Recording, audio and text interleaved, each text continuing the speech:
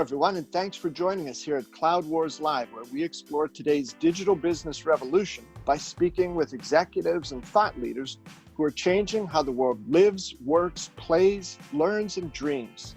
Our guest today is Marc Kermisch, who's CIO and VP of Innovation at Red Wing Shoes, a remarkable company that's been around for more than a century, started off manufacturing boots, and now still makes thousands of pairs of boots and shoes every day, but also is a national retailer.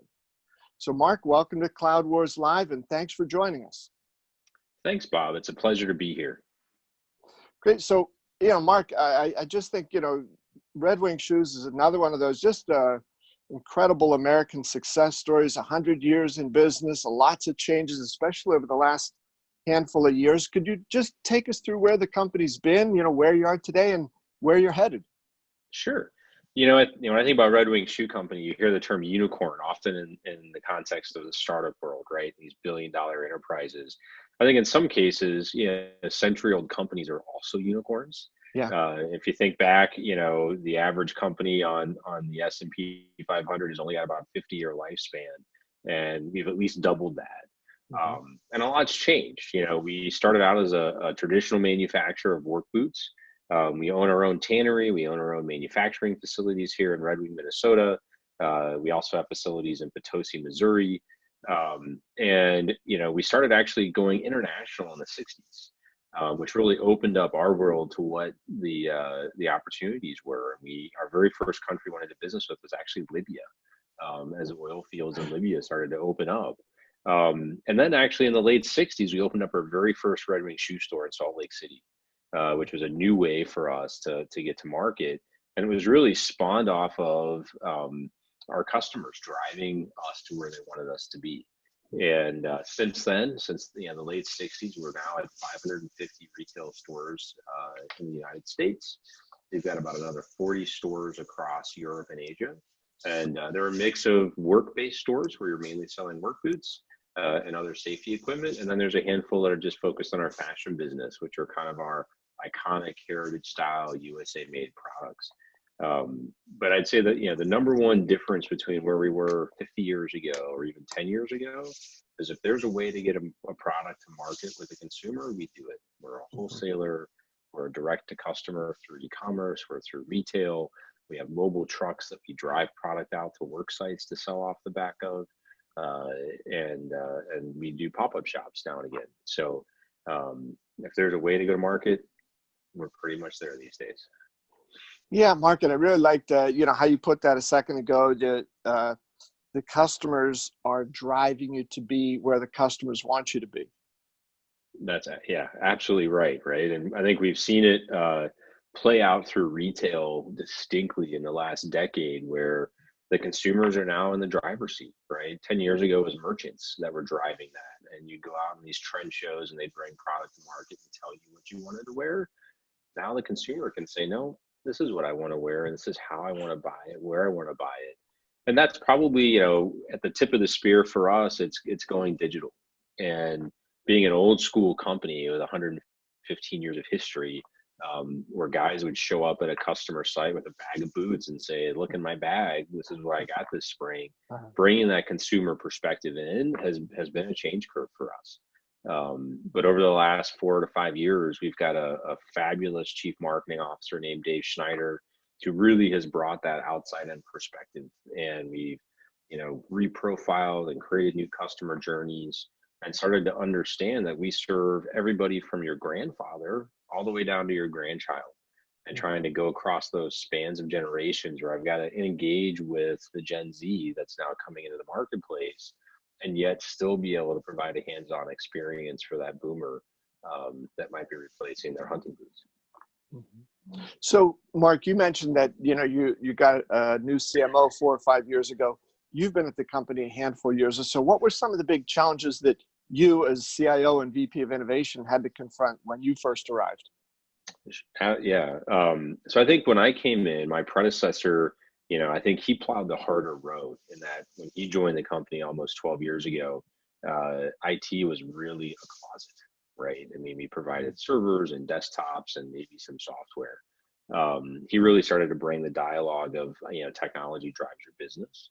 and started to create some vision. And then when I came in, we had some really interesting vision, but all the projects were stuck.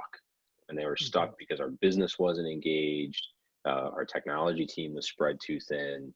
And we were really focused on doing things the way they'd always been done, right? Very waterfall, very linear approach, big requirements documentation.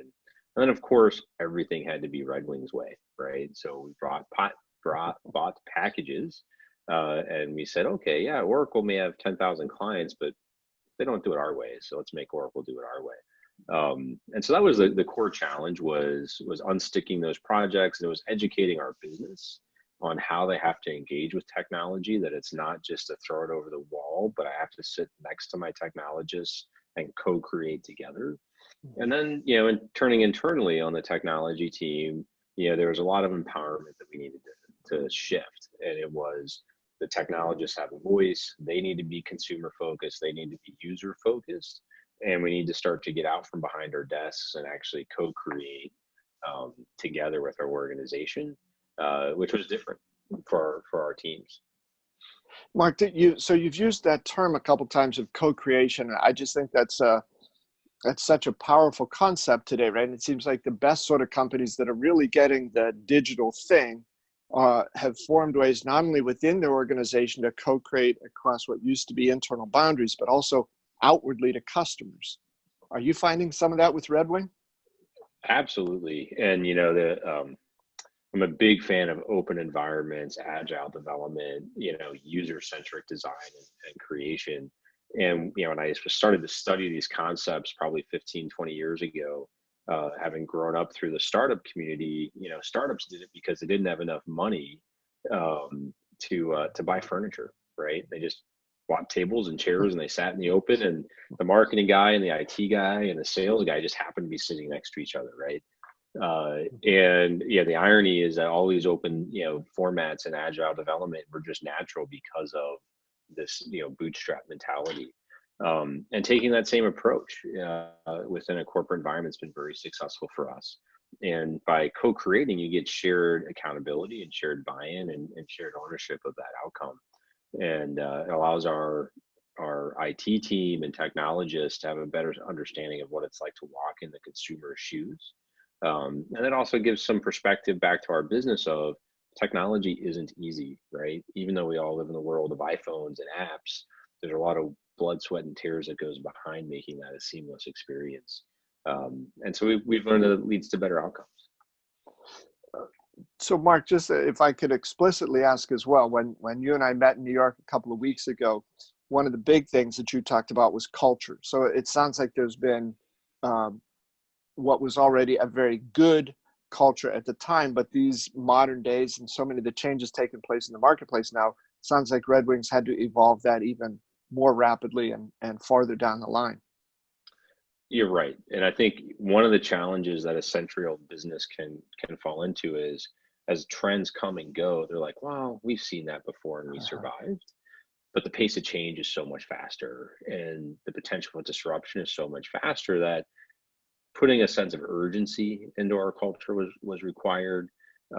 Taking an outside-in perspective was required. Being in a town of 16,000, my staff can't walk across the street and talk to a Target or a Facebook or whatever. And so it takes more effort for us to learn from our peer companies or get involved in the industry, which is why you see us at places like NRF. But that didn't exist as a natural muscle. And so a lot of it's been introducing those concepts. And one of the very first things that we did internally in IT is we created, internal hackathon. But the way we built the hackathon was only the business could submit ideas. And so it kind of forced a little bit of collaboration. And the most amazing thing happened is people got in a room together. They learned that they talk the same language, that they have a desire for the same outcome, and they both bled Red Wing blood, right? So at the end of that hackathon, the energy level and the relationships built were more important than the actual technical product that was developed. And we've repeated that now about every quarter, for the last 4 years. So it sounds like there's been a significant change in how the rest of the company perceives the IT organization, Mark. And I was thinking as you were describing that, it always sort of makes my heart skip a beat, or I don't know what exactly the reaction is, but it's not a good one when sometimes you still hear some CIOs saying, my job is to support the business. Like the IT team sits over here and is separate from the business. And if that's the mindset, then you'll be separate from the business rather than being interlaced within it. It's a huge pet peeve of mine. From my perspective, there's only a handful of leaders in any company that get to see how the whole company operates. Your CFO, your head of HR, and your CIO. They have the same purview that the CEO does because we have to engage with the whole organization to meet our goals and objectives. Marketing can worry about marketing, and supply chain about supply chain, and product about product. And I'm in dialogues all day long where my head of marketing is pushing an e-commerce agenda, and he's like, well, I don't care what supply chain does with inventory as long as it's there. And it's like, yeah, but it's more complicated. And so we've got to go figure that out. And so I view my job really as a business leader, a broad corporate hat wearing business leader. And my tool chest is just full of technologists. No different than the CMO's tool chest is full of marketers. But because of that purview where I get to see everybody's skeletons in their closet and their successes as well, it puts the CIO in a unique position, I think, to drive transformation. I think that's why you often see them, more and more inside of digital transformation initiatives in companies. I also think it's why you see good CIOs having to arm wrestle their way because marketing wants to drive it, or product wants to drive it, or merchandising and retail. And I think Target's an interesting story if you watch how that CIO and Mike McNamara has really driven the organization where he started out owning technology, and then he took over owning e-commerce, and now he's owning analytics end to end. And I think he's starting to show really what a modernized, technology executive is. And in some cases, the term CIO or CTO or CDO, they all kind of get merged. And if you don't come to the table with that business first approach, the legacy infrastructure driven CIO just won't exist. And now a quick break to hear from our sponsor. SAP Experience Management is helping businesses connect to their customers and then connect customers back to those businesses. Just listening to your customers is not enough. Businesses need to respond, react, and relate to them as individuals. Each one of them has his or her own likes, dislikes, and preferences. By combining experience data with operational data, SAP can help your business turn customer insights into actions that make their experiences better.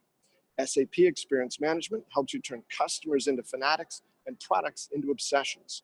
Learn more at sap.com/xm. The best on SAP. Now back to the show. The thing about how terms and words can be limiting. I know your company's name, Red Wing Shoes. I just want to share with our viewers, Red Wing makes more than just shoes and boots. You got it. I got to go rebuild the foundation of the house after you and I are done here, Mark. So I'm ready now with these gloves. Well, I love it. And, it's interesting because going back to listening to the consumer, right? We've entered into adjacent markets because our consumers have asked, right? And Red Wing's known for the longevity of its boots. It's good and bad. Like we literally have a gentleman that lived in southern Minnesota who was over 80 years old who walked in with the same pair of boots he bought when he was 14. And yes, they'd been resold, but they were still kicking. The challenge is that back then that pair of boots was probably $50, right? Maybe 25. But our consumers said, hey, you guys make great boots. I really need gloves, or I really need a safety helmet. And natural adjacencies were socks, footbeds. That moved into gloves, and then kind of headgear and glasses. And then it also moved into head-to-toe safety garments, mainly for oil and gas. And so these are your bright orange, blue, red, I call them onesies, safety onesies, so to speak.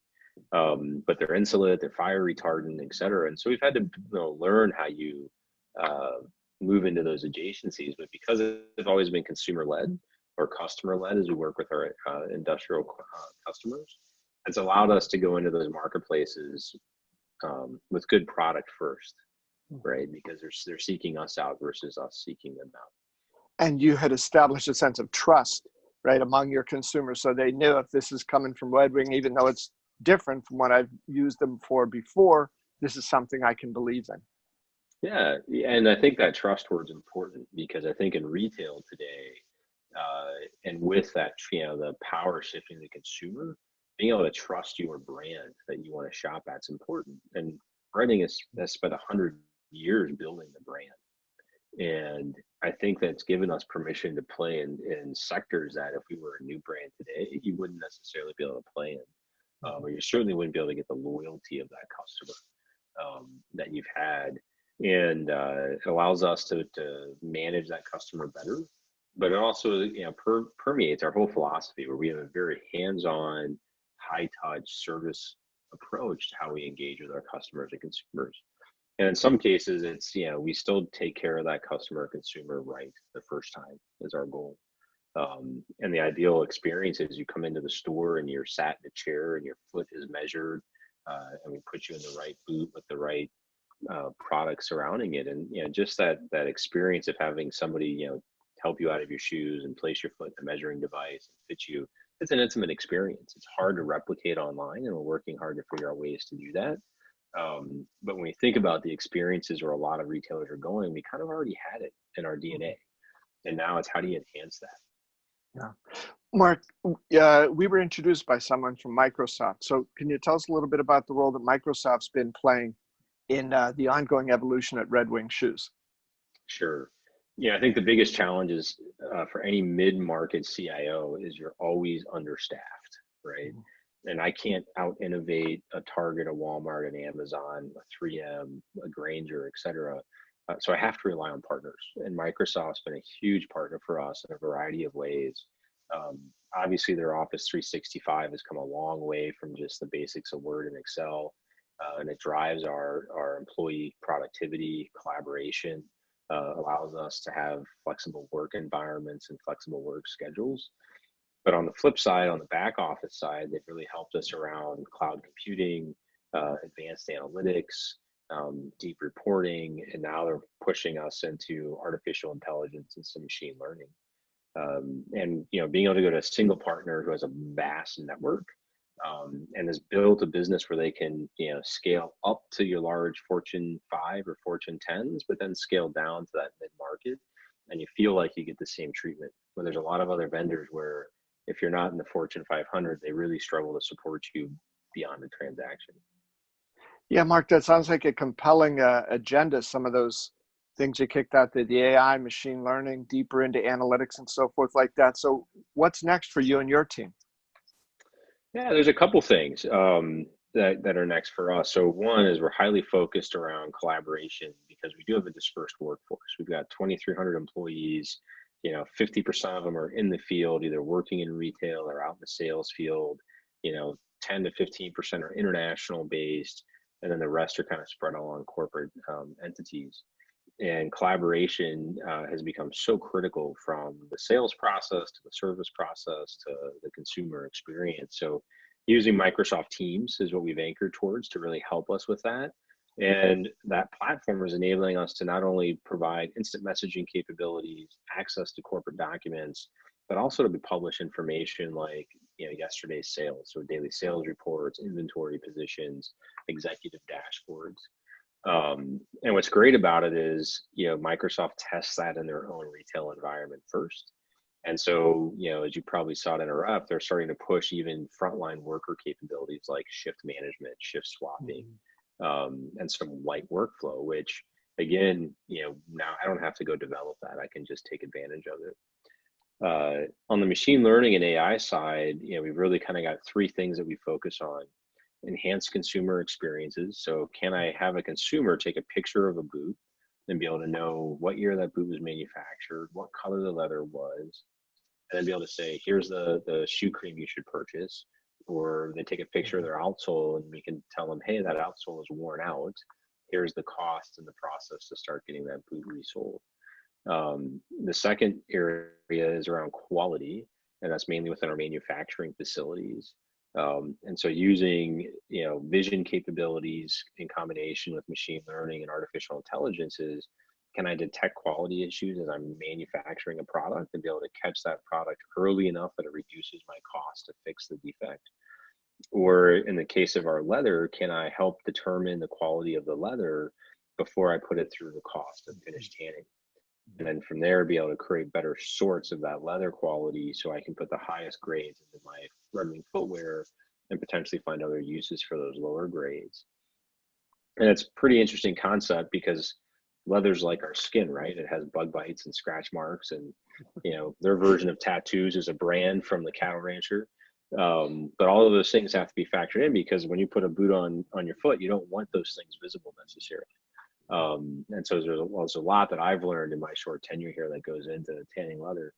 And then the last is around productivity, right? It's back office productivity, front office productivity, as well as within our manufacturing. So how can I use that technology to shorten cycle times, to automate work, to provide better information for decision making? And again, I don't have the depth of talent or the money to acquire that talent to build those capabilities on our own. And Microsoft gives us a framework to take that to the next level. Well, Marc, sounds like an exciting agenda coming up. And thank you so much for making the time to share some of the story about what Red Wing Shoes is doing and where you folks are headed. Absolutely, Bob. It's been a pleasure. Well, again, Marc, thanks so much. And thanks to all of you for listening. And please come join us again here at Cloud Wars Live, where we talk about the wild things going on in this rapidly changing digital world of ours and how it's changing every facet of our lives. Please share your feedback with me at bobevanspa@gmail.com. We'll look forward to seeing you next time.